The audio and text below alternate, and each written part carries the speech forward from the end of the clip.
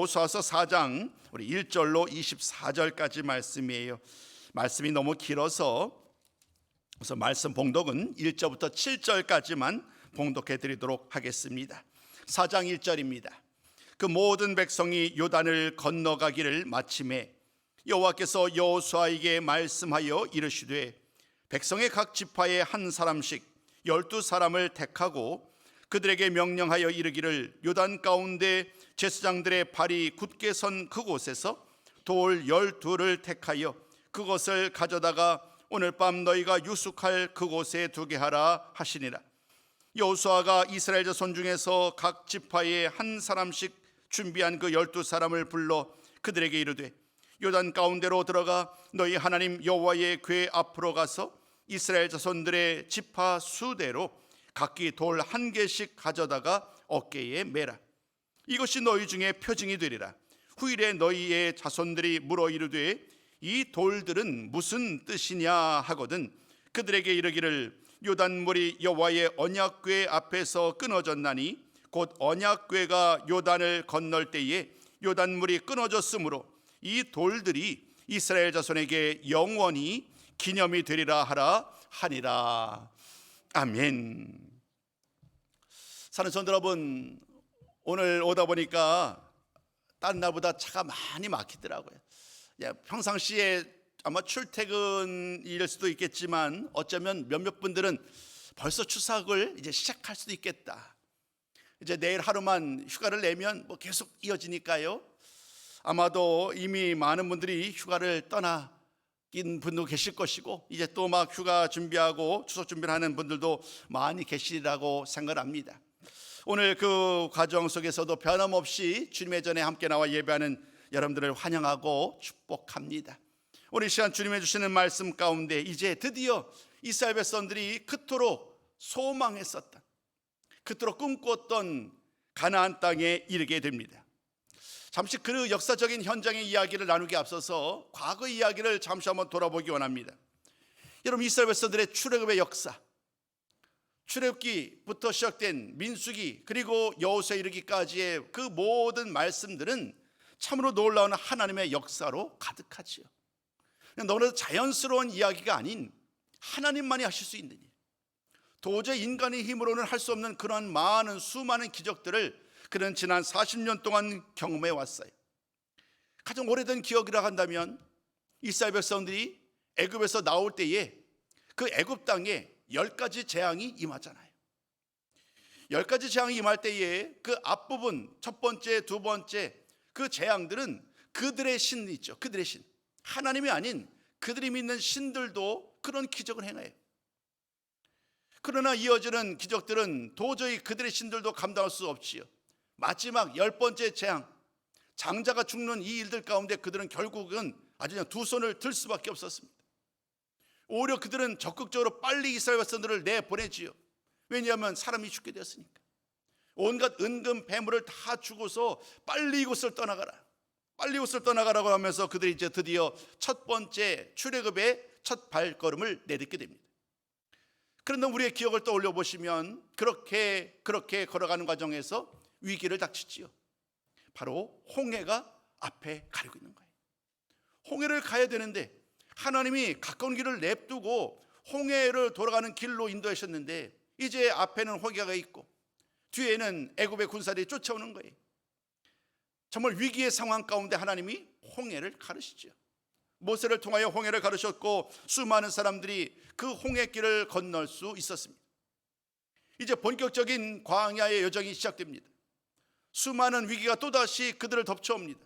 뜨거운 태양빛이, 또 추운 그 밤의 추위와 온갖 짐승과 먹고 마실 문제로 인하여 그들이 또다시 위험에 빠지고 불평하고 원망하는 순간마다 하나님은 또다시 길을 내어주십니다.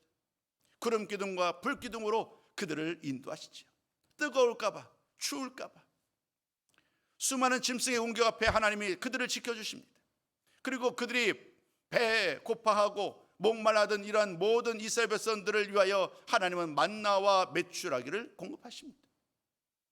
지난 모든 세월을 돌아보면 언제나 하나님께서 인도하셨음을 우리는 이 이스라엘의 역사를 통하여 이미 잘 알고 있습니다. 물론 항상 옳은 길을 갔던 것은 아니지요.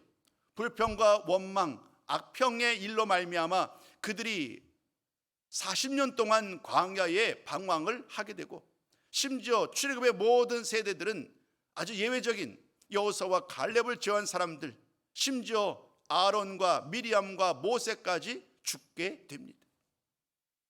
다음 세대들, 그들이 이제 주체가 되어서 이제 모세가 죽고 여호수아가 이스라엘의 지도자가 되는 거예요.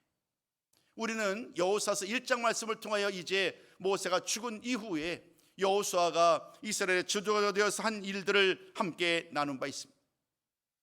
그들은 이제 요단강가에 거의 다다라 있어요. 요단강을 건너면 약속의 땅에 들어가야 되는 거예요. 그 상황 가운데 하나님께서 그들에게 말씀을 전합니다. 그 첫 번째 말씀 이거예요. 약속의 땅에 이제 들어가게 될 거다. 그 날이 가까웠으니 이제 준비를 하도록 해라. 약속의 땅을 건널 준비를 하라는 첫 번째 하나님의 말씀이 주어지며, 그에게, 특별히 여호수아에게 아주 강하게 담대하라, 두려워하지 말라라고 격려를 합니다. 그리고 이스라엘 백성들에게도 그 준비를 시키지요. 음식을 먹을 양식을 준비하게끔 하여서 이제 길을 떠나게 됩니다. 3일길을 가라는 그 여정 속에서 드디어 이스라엘 백성들이 요단 강가에 이제 진을 치게 되지요. 그 사이에 두 사람을 여리고의 정탐꾼으로 보내서 그 모든 사람들의 그 마음을 이미 안 바 있어요. 여리고에 있는 많은 사람들이, 그 가나안 땅에 있는 많은 사람들이요, 하나님의 사람들, 이스라엘 백성들이 가는 곳곳마다 승리한다는 이 이야기로 말미암아 그들의 마음이 녹았다라고 말을 합니다. 싸우기도 이전에 그들은 이미 마음이 녹아져 내린 거예요. 이 모든 소식을 듣고 이제 여호수아와 모든 백성들은 기쁨으로 그 길을 걸어가는 거예요. 그러나 하나님은 그에게 또 다른 한 가지를 더 명령하시지요. 바로 스스로 성결하게 하라. 어찌 보면 어울리지 않는 말씀이에요. 이제 하나님께서 이스라엘 백성들을 준비시켰고요, 또 가나안 족속들을 이미 싸우기도 이전에 그들의 마음이 이미 패배의 자리로 만들으셨다고 한다면 이제 결과는 뻔한 거잖아요. 그러나 그럼에도 불구하고 하나님은 먼저 그들에게 성결하게 하라, 그들을 성결하게 하는 일이 얼마나 중요한지, 약속의 땅에 들어가기 위하여서 스스로 자신의 마음을 돌아보고 하나님 보시기에 참으로 올바른 모습으로 스스로를 준비하고 정결케 하는 일은 무엇보다 더 중요한 일이겠지. 그들은 여호수아에게 주었던 그 말씀을 따라서 스스로를 정결하게 하고 이제 모든 만반의 준비를 끝마치게 됩니다. 그때에 하나님의 말씀은 이렇게 임합니다. 너희들이 내일 기이한 일을 볼 것이다. 너희들이 내일 기이한 일을 볼 것이다. 모든 과정들, 하나님이 말씀하셨던 그 말씀을 따라 여호수아도 준비하고, 제사장들도 준비하고, 지도자들도 준비하고, 백성들도 준비한 결과 마지막 그들에게 하나님의 말씀이 주어지는 거예요. 내일 너희가 그들 가운데서 기이한 일을 행하실 하나님을 이제 만나게 될 것을요. 드디어 그날이 밝았습니다. 그날이 밝았고 하나님은 이제 여호수아를 통하여 명령을 하지요. 가장 먼저 제사장들을 불러냅니다. 여호와의 언약궤를 맨 채 제사장들이 가장 앞서서 행진해 나가라는 것입니다. 그리고 이어서 모든 백성들이 그 뒤를 따르게 합니다. 제사장들의 발걸음이, 첫 번째 발걸음이 요단강에 닿았어요. 그 물에 닿는 순간 여러분 놀라운 일이 일어났잖아요. 지난주 말씀이었어요. 그 강이 갈라지는 거예요. 요단강이 갈라져서 양쪽에 다 그냥 물기둥이 딱 서게 되는, 그래서 바닥이 마른 땅이 드러나는 그런 놀라운 기적이 일어나게 됩니다. 가장 먼저 제사장이 앞으로 나갑니다. 그리고 제사장이 그 행진을 해서 요단강 정중앙에 이르게 됩니다. 뒤에서 이스라엘 백성들이 또다시 그를 따라 나서는 거예요. 그 중앙을 넘어선 순간 제사장들은 그곳에 그냥 머물러 있어요. 오늘 말씀이 바로 여기서부터 시작되는 거예요. 요단강이 갈라지는 놀라운 기적 같은 일을 통하여 제사장들과 모든 백성들이 함께 걸어갑니다. 그러나 제사장들은 그곳 요단강의 가장 중앙에 있는 곳에 머물러 있었고, 백성들은 그 제사장들을 지나서 이제 요단강 건너편으로 가나안 땅으로 나아가는 거예요. 한 사람, 두 사람, 100명, 200명, 이제 수많은 이스라엘 백성들이 드디어 마침내 그 약속의 땅에 첫 발걸음을 내게 되는 거예요. 얼마나 놀라운 일인가요? 오늘 우리는 그 일을 과정 속에서 이 백성들이 요단을 다 건너가게 되었습니다. 아직 제사장들은 여전히 그 요단강의 가운데 남아있는 상황이에요. 오늘 말씀은 그런 상황 가운데 하나님의 말씀이 또다시 임합니다. 여호수아에게 주었던 그 말씀 뭐냐면 이런 말씀이 주어집니다. 우리 한번 첫 번째 제목을 통해서도 오늘 나누겠습니다마는 요단에서 돌 12를 취하라는 거예요. 하나님은 여호수아에게 말을 합니다. 각 지파별로 한 사람씩을 선출하라는 거예요. 한 지파별, 그래서 12사람을 지파별로 한 사람씩을 선출하여서 그들로 하여금 지금 제사장들이 머물러 서 있는 곳, 그 요단강의 정중앙에 있는 곳으로 나아가라는 거예요. 여러분, 바다 가보셨잖아요. 수영하면서 바다 밑바다 보셨나요? 작은 돌도 있고 큰 돌도 있겠지요. 근데 이 가나안 땅에 그 건너가기 이전에 그 요단강은 얼마나 깊겠어요. 그 요단강의 그 바닥에는 얼마나 큰 돌이 있겠어요. 아무튼 간에 옮길 수 있는 돌이니까 아무튼 그 수많은 돌이 있을 텐데 그 12명이 드디어 다시금 돌아와서 이제 그 제사장과 곁에 서 있는 그 자리에 이르게 되는 거예요. 그곳에서 이제 돌을 한 지파별 하나씩 12개를 취하게 됩니다. 그것을 이제 짊어지고 또다시 자신들이 돌아왔던 그 길, 요단강 건너편으로 다시금 걸어가게 되는 거예요. 그런 다음에 하나님의 명령이 또다시 임합니다. 근데 이 말씀 좀 특별해요. 돌을 12개를 취했잖아요. 그죠? 그 12개의 돌은 어디 거였나요? 요단강 안에 있는 거였어요. 하나님께서 말씀 주셨던 그 요단강에 있었던 12돌을 취하여서 지금 이스라엘 백성들에게 있는 곳으로 가져가 갔어요. 근데 오늘 말씀을 보면 한 가지는 특별한 이야기가 있는데 여호수아가 또다시 돌 12개를 취하게 해요. 그 12개의 돌을 취하게 해서 이번에는 반대예요. 그 돌을 취해서 어디다 두게 하느냐 하면 제사장이 서 있는 바로 그곳, 요단강 그 바닥이죠. 그 바닥에 12돌을 또다시 놓게 합니다. 12개의 돌은 요단강에 있는 것을 가지고 이스라엘 백성들이 있는 곳으로 가지고 갔고, 여호수아는 또 명령하여서 그들로부터 12개의 돌을 취하여서 이번에는 요단강 그 바닥에 두게 하였습니다. 그럼 모든 일이 끝났을 때에 하나님의 명령이 시작됩니다. 이제 남아있었던 제사장들도 그 길을 떠나라는 거예요. 모든 백성들은 이미 가나안 땅에 와 있어요. 이제 제사장들이 그 걸음을 옮기는 거예요. 그 걸음을 옮기고 제사장이 이제 마침내 마지막 요단강 건너편에 도착했을 때에 또다시 그 물이 섰었던 그 장벽이 무너져 내리는 거예요. 순식간에 요단강 물이 다시금 원래의 상태로 돌아가게 되는 그런 일들이 끝이 나게 됩니다. 이런 모든 말씀들이 19절까지의 이야기예요. 오늘 4장 1절로 19절까지 말씀을 통하여 이스라엘 백성들에게 일어난 이런 놀라운 일들, 기적 같은 일들을 통하여 드디어 이스라엘 백성들이 약속의 땅에 이를 수 있었습니다. 여러분, 40년 동안 꿈꾸었던 일, 40년 동안 꿈꿨던 일이, 그리고 더 약속을 거슬러 올라가 보면 아브라함 때부터 꿈을 꾼 거잖아요. 큰 민족을 이루겠다, 내가 너로 큰 땅을 찾아갈 것이다, 복을 줄 것이다라는 이 약속의 말씀이 드디어 이루어진 거예요. 이제 모든 사람들이 다 가나안 땅 건너편에 이르게 되었습니다. 그때에 오늘 19절부터 시작되는 두 번째 말씀을 통하여 하나님은 그들에게 이렇게 명령합니다.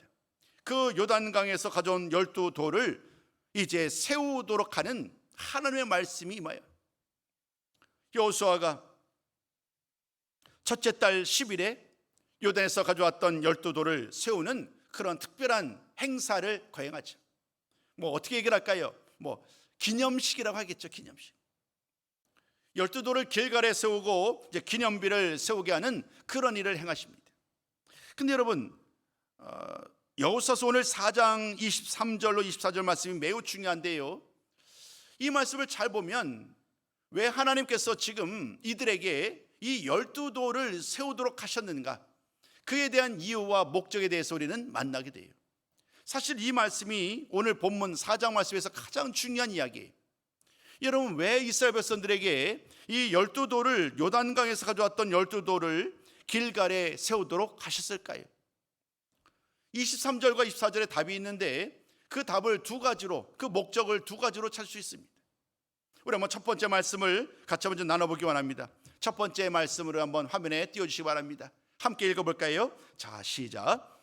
온 땅에 하나님의 능력을 드러내기 위함이에요.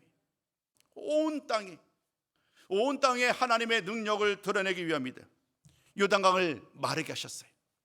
이 돌은 그냥 아무 데나 있는 돌이 아니죠. 그냥 길가에 있는 돌을 가지고 온 돌이 아니에요. 이 돌은 요단강의 바닥에 있었던 돌이에요. 그 돌을 가지고 올 수 있는 상황은 어떤 환경, 어떤 상황, 어떤 힘으로도 불가능해요.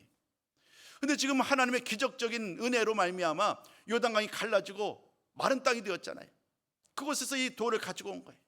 그래서 12개의 돌을 가지고 기념하면서 가장 먼저 이 목적은 온 땅에 하나님의 능력이 얼마나 크고 놀라운지, 하나님과 같은 신이 없음을, 하나님 같은 능력을 할 수 있는, 행할 수 있는 사람이 아무도 없음을, 우리 하나님이 온 땅에 천지 만물을 주관하시는 분이심을 이 일을 통하여 보이기를 원하셨던 거예요.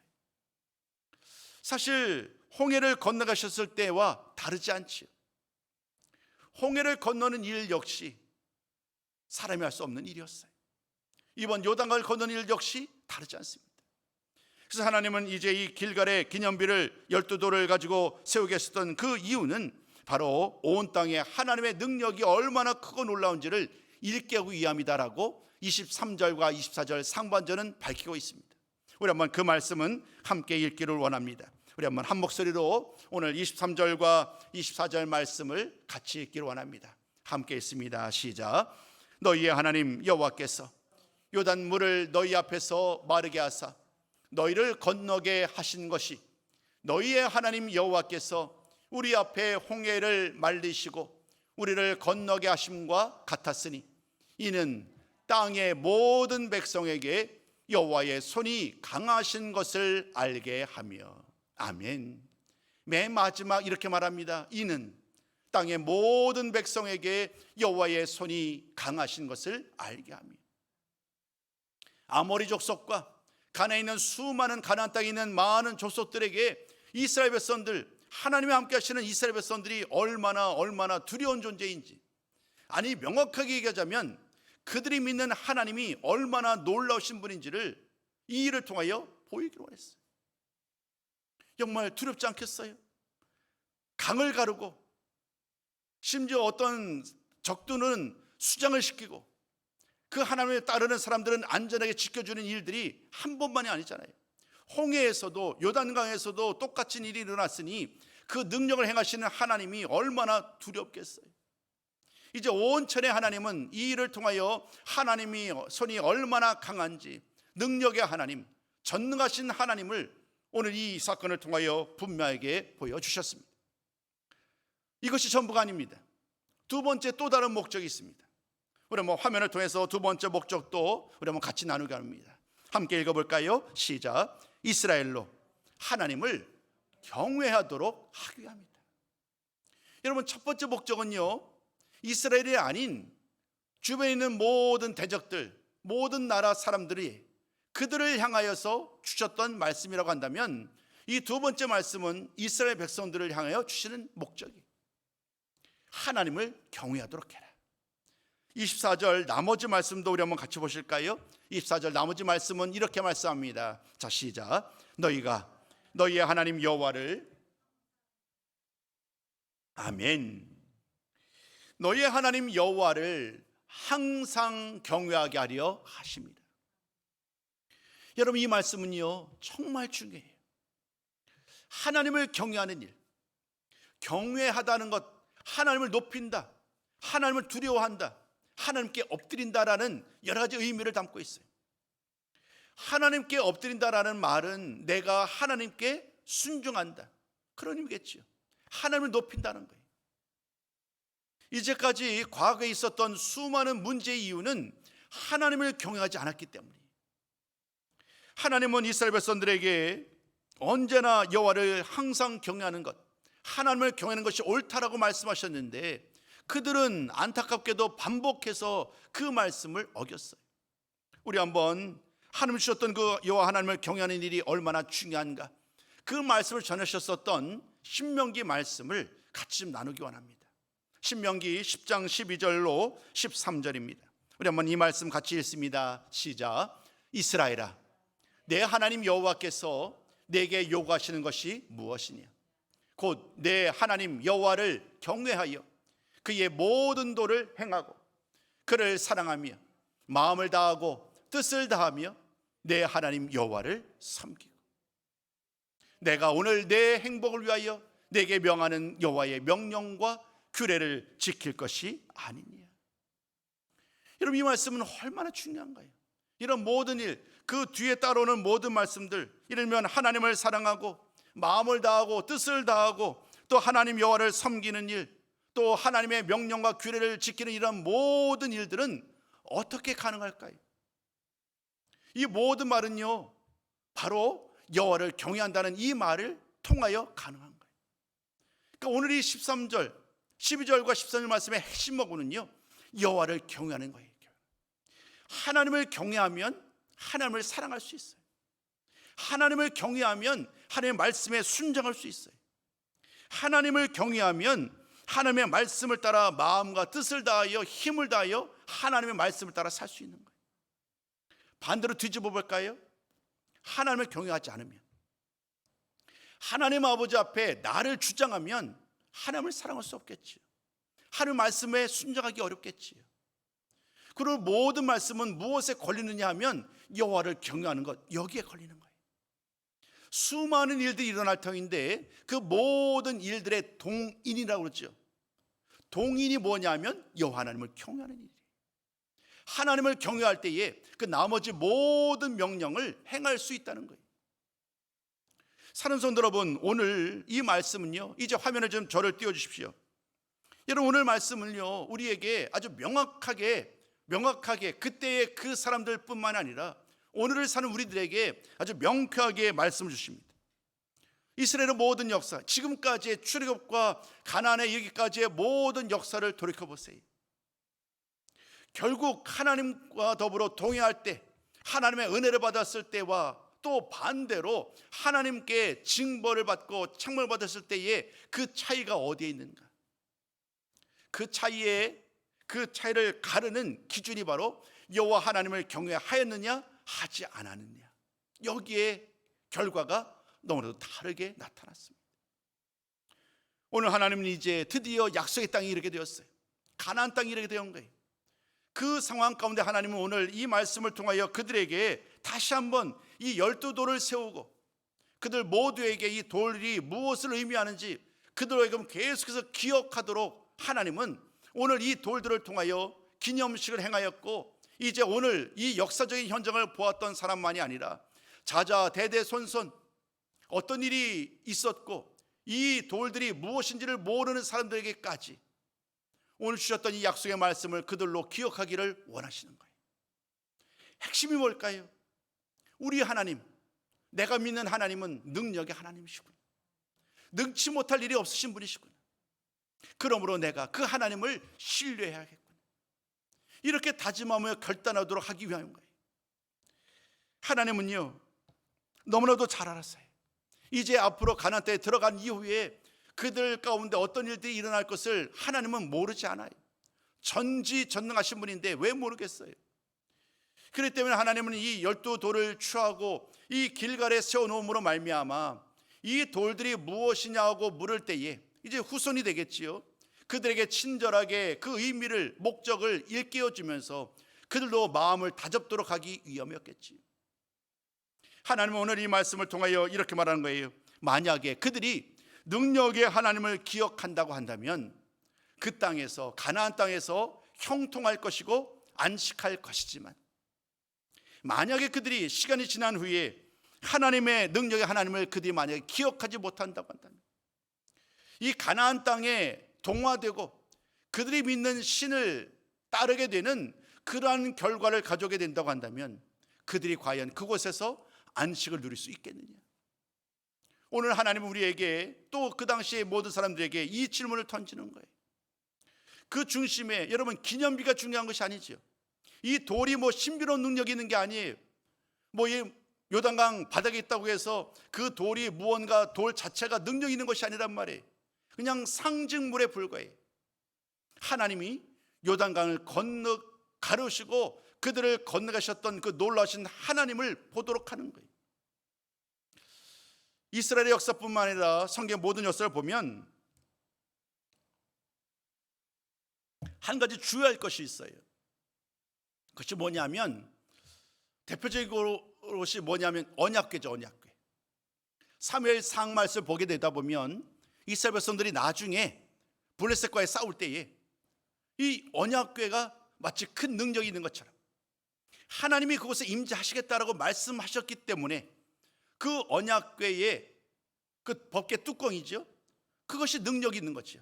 하나님의 임재와 상징으로서의 그 언약궤가 가치가 있는 것인데 마치 그 언약궤 자체가 뭔가 신비로운 능력이 있는 것처럼 그들이 언약궤를 앞세우고 나가잖아요.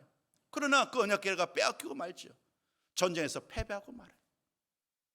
상징물이 전부인 거예요.